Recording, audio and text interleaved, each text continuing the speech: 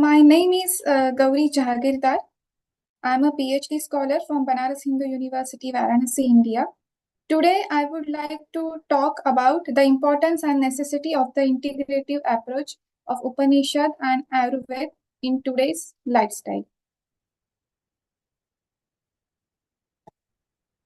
So, the lifestyle is not just a physical habit, it is a direct reflection of an individual daily activities combined with their internal attitudes. According to WHO, the approximately 60% of all factors determine individual health and quality of life are directly linked to the lifestyle choices. So let's understand what is the pillars of our life, daily life.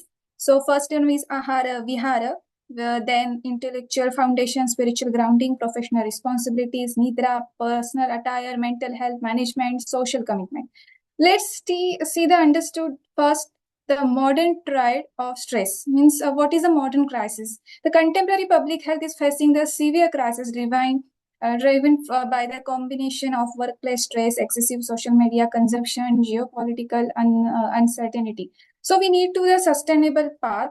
So the resolving this crisis requires reversing or neglect of timeless knowledge system by integrative Atmanya, that's self-knowledge from Upanishad with the Ayurveda, yoga, meditation for total physical and emotional well-being. So basically for the physical, mental and emotional well-being, this knowledge system serve as a truly sustainable and effective path. Now let's understood why we need to understand this. That history, the first one is a traditional scholarship treats Upanishad purely as a standard metaphysics while analyzing Ayurveda solely as a physical clinical system.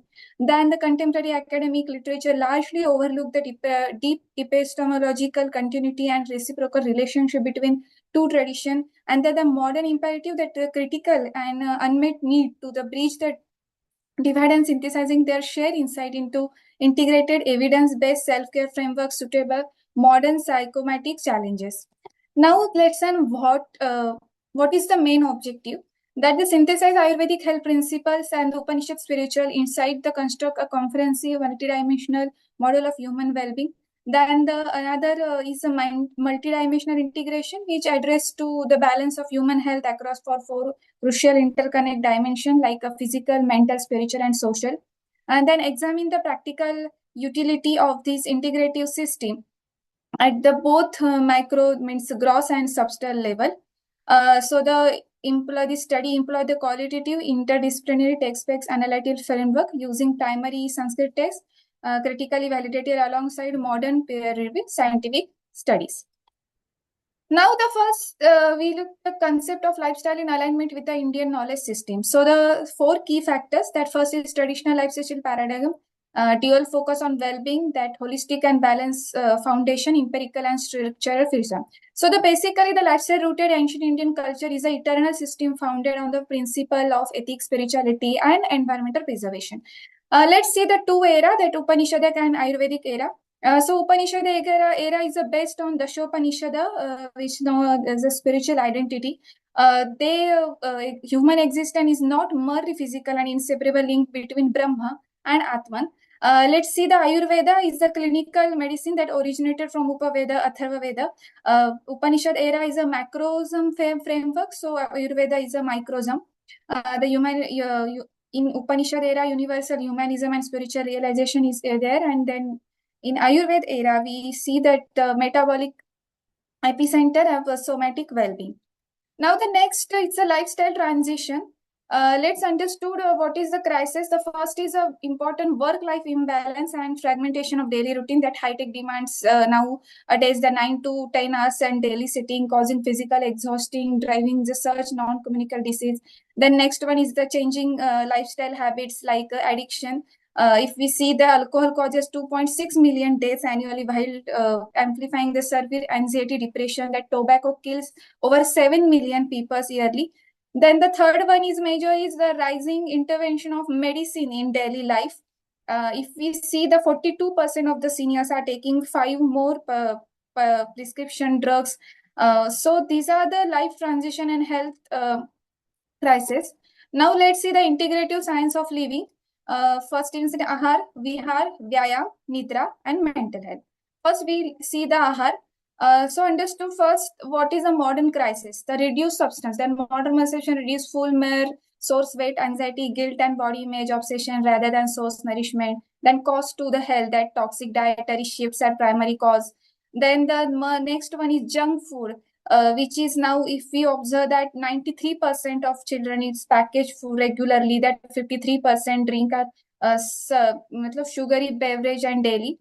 So these are the modern crises. Now let's see the what is Ayurvedic and Upanishad perspective on this. The first reason is Yajna Karma, that Agni, because the with the sacred Yajna Karma, the energy of driving metabolical process term Agni, which is fundamental health. So then dietary classification, the Ayurveda classified food as in Shadrasa, Pathya, Ahara, Viruddha Ahara. Then Upanishad sages said that Anna is a Purna Brahma. They also mentioned that Ahara Sattva Shuddhi, which is that our physical nourishment nourished by the gross part of food, and it is subtle essence directly shape our mind. And then next one is a three guna, that food choice directly influence the psychological state, that sattva rajatama. And then sarva ushada, that ahara is a medicine. The next one is a daily routine. That daily routine in the modern crisis, we said the materialistic shift, that globalization habits, severe our connection, natural rhythms. So irregular schedules disrupt digestion, metabolism. So what is the Ayurvedic? And it's a perspective that dinacharya, which is waking before the sunrise, optima energy, daily rituals, like so many daily rituals mentioned in Ayurveda, like Jimha, Nirlepana Snana. Then the Ritucharya is a biological homeostasis, modifying the diet based on solar cycle to maintain internal balance. Then universal truth, which is the both Vedic science and Hippocrates are agree proper health and long life are impossible without aligning daily life to changing season.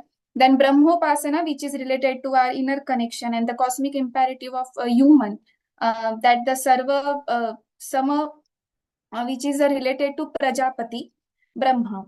The next one is Vyayama. So first one, look at the modern crisis, that inactivity crisis, which is a very major crisis. The physical inactivity increase at 20% to 30%, with 31% adult worldwide currently interactive. Then superficial fitness, the another major modern crisis.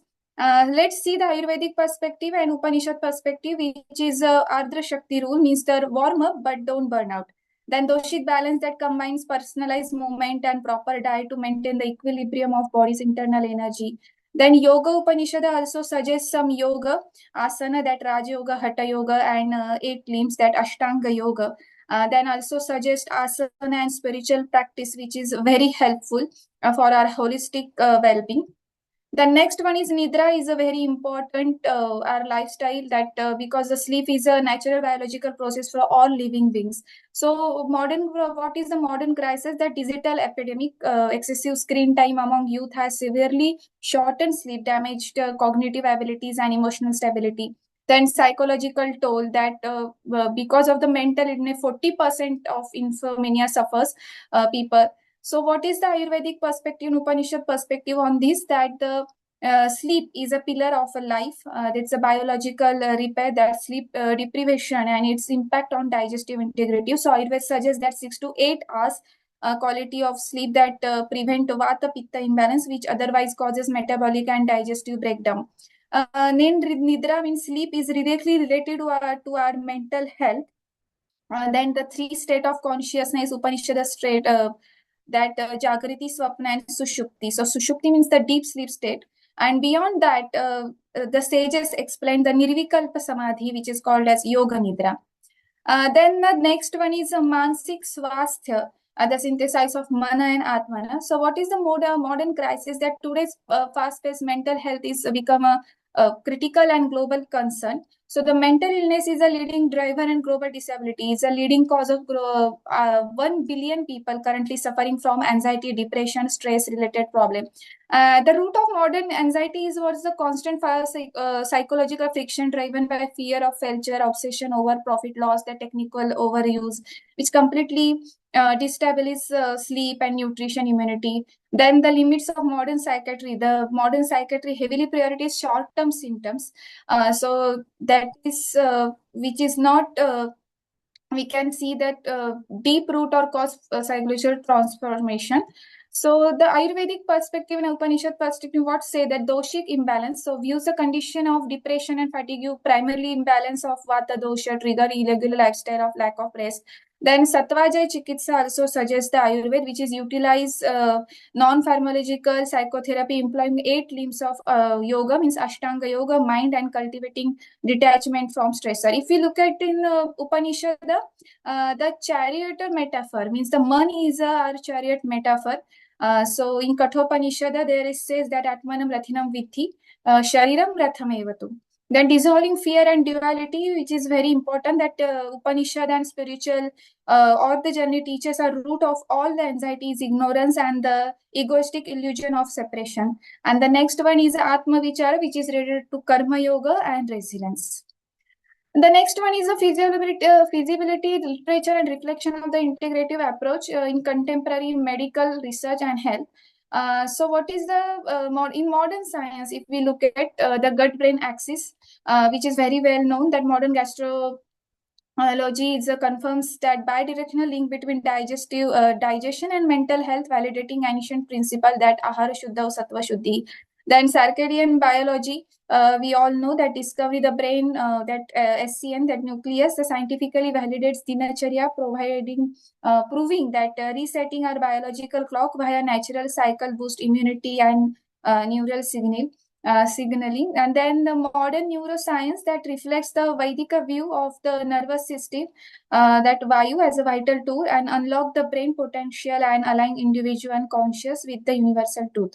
If we see the some ultimate integration, like Tridosha and Triguna framework, then Sadvrutta also, that Panchakosha framework, then the self-realization, which is Aham Brahmasmi, Tattvamasi, like this. Then avoiding Pradnya Parada is very important, that focuses on eliminating intellectual errors. So basically, the traditional of Ayurveda and as a taught by Charaka Sushruta is deeply rooted in the Vedic philosophy of the Sankhya school and established by the sage Kapila. So this philosophy, we can say, the encapsulate the core insight of the Vedic and Upanishadic thought, positioning Ayurveda as a holistic science and fully aligned with the spiritual principles.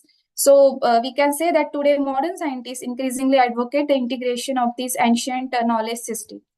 Now, the final is the conclusion that the findings of the research studies clearly indicate that integrative approach combining the Upanishad and Ayurveda is not merely a traditional alternative, but an imperative necessity for the addressing the challenge which posed by modern lifestyle.